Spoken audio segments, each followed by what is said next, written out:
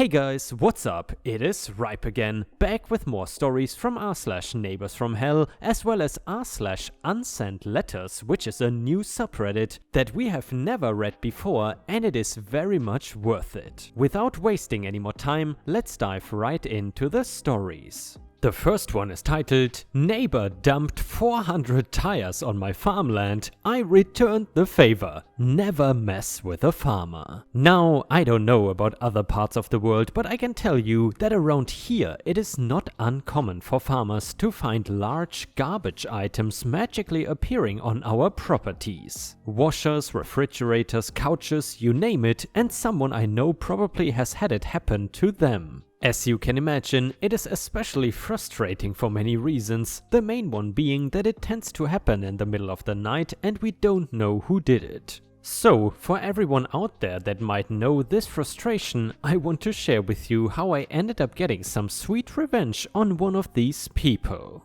I did not know these people could be any dumber, but if you are doing the same thing to a farmer that you end up living right next door to, he is probably going to find out about what you are doing. Anyway, time to tell you about my douchebag of a neighbor. Even before he committed this act, he was already a total pain in my butt. For starters, he tended to park his car on my property. This never made sense to me because while he was my neighbor, he technically lived about a block away. Now, I never figured out 100% what this guy did, but I'm pretty sure it had something to do with garbage or a recycling plant based on what was usually left on my property. I've had trash, broken cars, bags of who knows what, and sometimes stuff that smelled really bad. Some of which would only be there for a few hours, while others seemed to get conveniently forgotten about. Obviously, the first thing that I did was to try to have a talk with this guy and let him know that where he was dumping was my property. He did not act crazy or anything like other stories that I heard from farmers. He actually seemed really nice and told me that he would be more careful where he dumped things. The problem was that he said that same thing every time I tried to talk to him. It was clear that he did not care. Finally, I decided I needed to stop being so nice the next time I saw him and be more direct instead. Me? You need to stop doing this. Neighbor, what do you mean?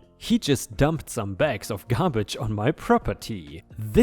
My yard is not your personal dumping ground, and I have told you that several times. If you keep doing it, I'm going to call the police and report you. Neighbor, I'm not doing anything wrong. I treat you with nothing but respect, and you come out here and yell at me? Me? You clearly don't respect me since you're still dumping on my land and still stealing from my garden. I forgot to mention, but neighbor for some reason decided that my vegetables were just up for grabs, and while I only caught him stealing them a couple of times, I know that he does it often. Neighbor, accusing me of theft? You better know that you shouldn't mess with me unless you want trouble. Me? Trust me, if you don't stop dumping on my land, the only one of us going to be in trouble is you. I know that I might have seemed harsh, but like I said, I tried being nice for months without any kind of response. If he kept stealing and dumping, my plan was to just call the police and have them deal with him. As a farmer, I am busy and I have a lot more important things to do than to micromanage my neighbor and what he is doing on my property. I don't need to tell you that he didn't listen, of course, and the next thing he did was in retaliation to me, threatening him with the police. Also, this is why I feel like he has some kind of job in the garbage industry or a recycling plant, because I feel like getting a hold of 400 tires is hard for just a normal person to do. Anyway, the giant thud was what woke me up in the middle of the night, and by the time I made it outside, I could only see the neighbor driving away in a truck, laughing, and the mess that was on my farmland. 400 tires are a lot, and these were a ton of variety. There were normal car tires and then some huge ones that were definitely made for trucks, and even a few really big ones that I recognized right away as tractor tires. Honestly, if those were in good shape, I might have taken them for spares, but these were all clearly worn out tires that had been thrown away at some point. While some people might think my recourse to this would just be to call the police, like I had threatened him with, but that just did not seem good enough anymore. I don't know if it was me being sick of people like him or seeing other farmers and hearing their stories of how they decided to finally stop taking crap from douchebags like this guy. No matter what it was though, it inspired me to not get mad at this guy, but to get even. I knew who he was, where he lived, and had a very large forklift for hay. It took a long time to get all of the tires onto my lift safely before taking it just down the road and stopping right in front of neighbor's house. He was nowhere to be seen and did not expect what I was going to do to him. I dumped all of them right in his yard, and just like he had woken me up, I had woken him up. He came outside and had such a red face, I thought he was going to pop. I could not help myself from saying something to him instead of just driving away quietly. Me? You forgot this on my land, neighbor. Wanted to make sure that you didn't forget them. He really could not say anything after that and was still just red-faced and flabbergasted. I saw his wife come out of the door shouting in confusion about what had happened and looked angry at me. Of course I didn't blame her, because she probably had no idea what was going on, so I made sure to tell her everything about her husband using my property for dumping grounds. Now his face was less red and more sweating, because you could tell she was not too happy with him about that. I took that as my cue to leave the two of them alone, and besides I had plenty of other things to do as well. I could hear a little bit before I was out of earshot of the wife saying that she gave him money for vegetables, and if he stole them, what did he do with her money? I don't know exactly, but he was able to get rid of the tires and I don't know what happened to them. I also stopped seeing him stealing from me or dumping stuff on my property anymore after he found out that I have a big bark and a big bite to match. I wanted to tell this story not only for entertainment, but if any other farmers read it, they know that if someone is messing with you, then you should let them have it. Don't let these kinds of people take advantage of you, because we all know that farmers are tough as nails and nobody should mess with us. And Ripe Stars, if you have watched until here and enjoy the farmer stories, then please don't forget to post some star emojis in the comments if you want to support my channel. Thank you so much in advance, your help is very much appreciated. And the first unsent letter starts like this. Homeless person I helped years ago, here is what you did not know. It was a few years ago. I lived 6 hours away from that town at the time and was there for the weekend with my mom and sister. I was staying at a very nice, very well-known 5-star hotel. We only could afford it because my mom worked at the chain in our town and she had 80% off on the rooms there. While I don't exactly remember when this happened, I was a minor at the time, probably 16 or 17. I worked full-time at the worst job I ever had, only to be able to afford this trip. But you did not know that. When I was walking down the busiest pedestrian road with my mom, I saw you on the floor with your boyfriend holding a sign. I gave you $2, your boyfriend ignored me, but you didn't. You smiled at me. What you didn't know is it was the brightest smile I had seen for a long time. It seemed so genuine, soulful, beautiful, and then you thanked me as my mom pressed me to continue walking. I felt ashamed as I went on my day. I gave you next to nothing, and the response I got from you gave me so many feelings inside. I just couldn't get you out of my head. You seemed so sweet and yet so sad. I still don't know why, but I couldn't just go back to my town the next day without seeing you again and truly help you with what I could. I just couldn't. What you did not know is I got into a huge fight with my mom and we parted ways a couple of hours after we first met. She went with my sister to a concert which left me all alone for around 2 p.m. to 12 a.m. I went to see a movie that night, and when it finished at around 8 p.m, I decided I was gonna go look for you. I know, not the smartest decision for a 16 to 17-year-old girl all alone in the biggest city of my state at night. I realized that looking for you would be like searching for a needle in a haystack, but I just had to try regardless of everything. And I will never regret it because I did find you. I looked for you for 2 hours and then you were there, sitting on a corner alone, far away from where I first saw you. What you didn't know is I'm a very shy person. I didn't even have any friend at that time. I am terrified of social interaction and even more with strangers. I still have difficulties ordering things myself at fast food, my boyfriend does it for me. But your aura gave me courage to come and talk to you, and you were so kind, sweet, genuine, a beautiful soul. You were really surprised that I went to look for you, and even more that I did find you, and you kept smiling at me. I felt so good around you. We talked and you told me about your boyfriend. You said he was abusive to you, that he made you sit and beg every day to get money, only to steal it from you so he could drink. That he was an alcoholic, that you were homeless because of him, that you kept some money every day hidden for yourself because after he takes it, there was never any left for you to eat. And he did not care, that you wanted out of the street, that you wanted to get better, that you stopped using so that you could one day get on your feet. You moved me. I asked you to bring me back to my hotel, and you did. I asked you to come with me to my room with me. You said no, that you could get in trouble if anyone sees a homeless girl in a 5-star hotel. I told you it is 11 p.m, let's be quick and duck behind me to get to the elevators as I distract the worker at the entrance and gave you my room number. We did it, I joined you at my door and let you inside. As I said, we could not even afford this trip technically, so we brought a cooler with drinks, sandwiches and snacks, but I knew for a fact we wouldn't use half of it. There was ice in the cooler, so everything was very cold. I gave you a really cold bottle of water and you almost drank all of it at once. You looked so thankful. I asked you to fill your bag with everything you could fit into it. You refused a few times before you finally agreed. I kept telling you to take more and you did. You were crying, thanking me. I cried with you. You asked why. I said I didn't know. I still don't. Before we parted ways, I gave you money. I cannot remember if it was $20 or $60, but I know you cried even more. I asked you to keep this for yourself and not to show it to anyone, not even your boyfriend. I told you it was yours and yours only. You hugged me really tight and you kept thanking me. And then you left. What you don't know is, I cried myself to sleep for hours that night. What you don't know is that you moved me, stranger. It has been years and I've never forgotten you. You were and still are a beautiful soul and you just went through tough times. It happens. I just hope that you are okay now, stranger. I hope it made a difference in your life. I hope you made it out of there. I hope you know that you still matter to me even today, even though we don't know each other. I think of you often.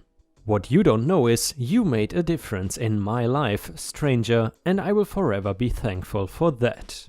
And Ripe Stars, I am curious, have you ever had any similar experiences with homeless people? And in addition, do you usually give money to homeless people when you walk past them? Let us know in the comments. In addition, please also let me know, preferably at the end of the video, what you think about this new subreddit. In my opinion, these stories are really interesting and quite different from the usual stories you find on Reddit. And the next one, guys, a little warning, because let's just say people will be cutting a lot of onions for that story. So long story short, it is pretty emotional. It is titled, A Letter to the McDonald's Employee. We were poor growing up. When I was 5 or 6, my mom wanted to treat one of my sisters and me to a beach day. It was just a local beach, but I remember being really excited. On our way there, my sister and I begged for McDonald's. I remember going to the drive-thru and my mom ordering 2 Happy Meals and a cheap cheeseburger for herself. When we got to the window, my mom's cards declined one after the other. I remember how embarrassed she looked. She asked to have her cheeseburger removed, but her cards still declined. She asked if it was okay if we each chose a single item instead of kids' meals, and we obliged. You told my mom to pull the car around to the parking lot, and then you came out a few minutes later with 2 Happy Meals and a meal for my mom. You were just a teenager, dude. It genuinely made a difference in my life. Thank you for not making my mom feel belittled. Thank you for your kindness. And yeah, guys, sometimes in life, such small things can make a huge difference in someone else's life. Please never forget that. And the next one is the title, well, story or letter, and it is titled, A Letter to the Woman Who Never Moved Her Car for an Ambulance. Did you know what was happening 19 years ago? I was being born and I was drowning in embryonic fluid that had not been released. I don't think you did, because then you would have moved your car out of the way so the ambulance could get to me. But you didn't, instead you got mad and refused. And my dad and the ambulance driver had to push your car into a field. I was a little starved for oxygen, freezing, and had to be incubated. I wonder if the several minutes spent moving your car would have made a difference. Then you got even madder and tried to pursue my parents and the hospital with legal charges. Everyone laughed in your face, as they should have. I'm proud of my dad and the ambulance driver for taking action that day, otherwise I wouldn't be here. I hope you move your car for ambulances now. And yeah guys, I gotta say, sadly here in Thailand it is pretty common that people don't really know how to react when an ambulance is behind them, even when the sirens are on. And sadly, from what I've heard, that often results in people actually dying in the ambulance because the ambulance cannot get to the hospital in time. And the next one is titled, "A letter to the random person using my Netflix account." I first noticed last summer when a new show was in my continue watching for X name list. I asked my family whom I share the account with, but they said it was not them. I also asked my exes and it is also not them. Our preferences never aligned. You watched serious TV shows while I was more on the parks and recreational side. However, 3 months ago you watched a show called The Mind Explained, but only watched one episode, Anxiety. That worried me. I wish there was a way on Netflix to communicate with you to check if you were fine. I wanted you to know that I see you, so I added all the TV shows you watch to my list, hoping you would see the gesture and know that I'm completely fine with you using my account, and I also watched the show Dark to understand your preference. I actually loved it. I also noticed that you started watching Avatar the same time as me. I love that I know which episode you're already on, and you also know which episode I am still at. Forgive me if I keep coming back to the episode where Uncle Iroh sings. It just gets to me every time. Anyway, I've been living by myself throughout this whole pandemic, and there would be times I would just check Netflix just to see what shows you are watching. It is honestly comforting. In a weird way, I hope you don't get your own account, stay on mine. Maybe I will never know who you are, but in a way, I do. Thanks, random friend. Update: I found out that the person is streaming from a smart TV in the state where my college town is located. So I think it is safe to say I was not hacked, but more like I probably forgot to log out after a movie night or something. I'm going to ask around my friends to see if it is any of them. I feel like they would say something though, since I still keep in touch with all of them, but we will see. Also, I am calling my best friend to get her input on what I should rename my account to. I see you sounds too threatening. Any suggestions are also welcome. I still may end up just renaming for the sake of them knowing that I know and then just ending it there. Something in me still don't want to know who it truly is. And the next one is titled, "To the Japanese mom holding her toddler on the train to Osaka." I am a Caucasian foreigner in your country, just on holiday. The train was packed. You were only small of frame holding a sleeping toddler in your arms. I saw his sleepy content little face and it made me smile. I thought nothing of it for 10 minutes. When I looked up from my phone, you were still there. The toddler sitting slightly lower in your arms. I could tell you were tired and sore from holding him, still stood up. I'm a person who regularly fantasizes about being a hero, making my life matter by sacrificing myself to help others. I don't know, I love the romance of it. I am soppy like that. However, this turns into self-loathing eventually, as deep down I have way too much social anxiety to reach out and help people. I just sort of freeze up. This anxiety was times 1000 as an obvious white person sat in a train full of Japanese people. I thought someone else would give you a seat. 5 minutes later and all the young men sat in seats hadn't given you a second thought. I just wanted to do what was right. I can only speak very limited Japanese. I was paranoid you wouldn't understand, or perhaps in this country it just wasn't the done thing. I steeled myself and pushed back the anxiety. I got up and walked over to you. I got weird looks from the odd person, and when I tapped you on the shoulder, you turned around and looked a little worried. I just pointed you to my seat and said in broken Japanese, "Watashi genki desu," which I think translates roughly to, "I am fine." It was all I knew how to say that was relevant to the situation. Trying to say, "I am okay standing." You looked at me with relief all over your face, thanked me quietly and sat down. I stood the rest of the hour journey feeling proud of what I had done. I know it's not a big thing for a lot of people, but it was for me with all my anxiety. I felt a little like a hero when I arrived at my stop and went to get off the train. I felt a hand grab my shoulder. I turned around, you grabbed my hands and placed a small confectionery in them, before closing them and bowing low, thanking me, smiling. I am sitting in my hotel room now, looking at the chocolate you gave me, and I cannot stop smiling. Thank you so much for that. It's not the chocolate, it's the meaning of it. This tiny little incident has me inspired. I will always help others when I can. I'm not great at a lot of things, but when I can help someone and the anxiety is holding me back, this moment will give me the strength to act again. I will pass on the goodwill again and again because of what you did. Thank you, random Japanese mom, honestly so much. You have given me the strength to be closer to the man I want to be, even if just a little bit. Arigato gozaimasu. Edit. Wow, just wow. I did not expect this to blow up like it has. I've been out in Osaka having a few drinks with an old friend, just got back to all these incredible supportive comments and replies. I am slightly drunk, so it's probably hitting me in the feels more than it usually would. It's funny because I'm that guy who types up comments and then my confidence dips and I delete it before even posting. But after this incident I saw it through and posted it anyway. I feel so good right now and my conviction and belief in my own way of thinking is on a level I've not felt in so long. I am truly humbled by all of you. I was scared no one would care about this. Even whilst I was out, I was thinking, damn man, that was just a desperate cry for attention. No one is going to care about some small thing that other people do all the time without thinking. I was starting to think I was pathetic for even writing this up. Anxiety is really tough, but today I pushed it back, and after reading all this, seeing how it resonated with others, I am going into round 2 with this dickhead like Rocky Balboa. I got this, we all got this, we are not perfect, but we can all help each other. Thank you Reddit from the bottom of my heart.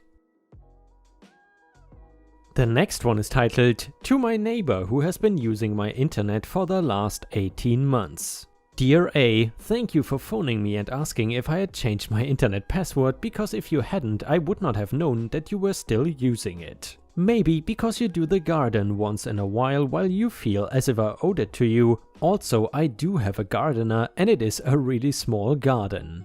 18 months ago I gave you my spare Galaxy Tab, and when I did you asked if you could use my internet for a week until you got yours set up. Of course I said yes, being that at that time I had recently lost the love of my life. It is coming up 23 months now. I was vulnerable and disinclined to say no. Besides, I'm a nice person and I genuinely believed that you were getting your internet connection sorted out.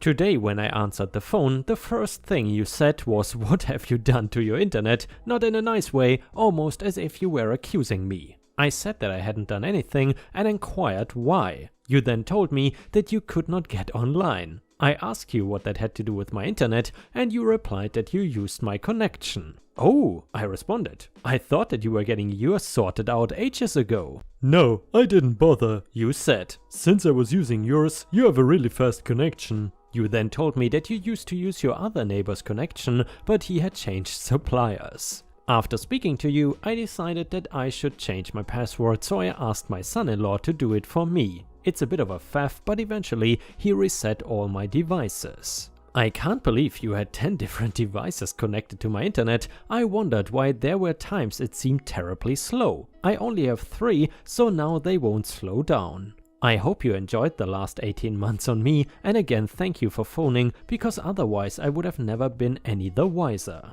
Also, if you ask me if I changed the password, I can quite truthfully reply that I didn't. My son-in-law did. Admittedly, I asked him to do so, but I won't actually be telling a lie. Good luck with your internet, hope you get it sorted out soon. And yeah, ripe stars, that is just a dangerous combination of entitlement and stupidity. Have you ever had any neighbors leech off your internet connection? And if so, what did you do when you found out? Let us know in the comments. And the next one is titled, "To the man that tipped me $32 after I delivered his food 40 minutes late."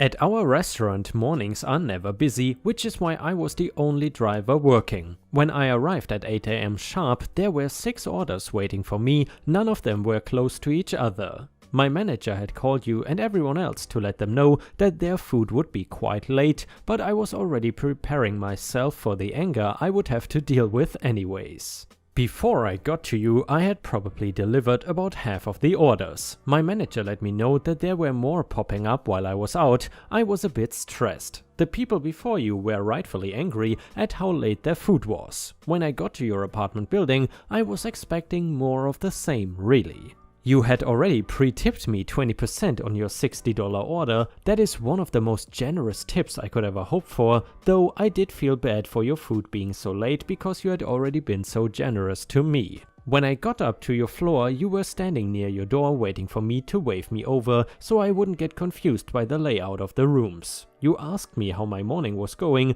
and you were very polite. I was so relieved that you were not outwardly angry at me for how late your food was. As I was about to leave, you held out a $20 bill. I said thank you, but reminded you that you had already left a tip on the credit card. You told me to take it anyways. I took it and thanked you 2 more times and told you to have a great day, but I don't think you realize how much that gesture meant to me. There have been a lot of mean customers over my time working here. There also have been a good handful of really nice ones, and that I will always remember, especially when I'm not having a great day. Of course I like that you gave me a lot of money though. That $32 is what I would expect to make in 2 to 3 hours of working, and you just handed it to me up front. But what stood out the most was how kind and understanding you were after an order that was 40 minutes late.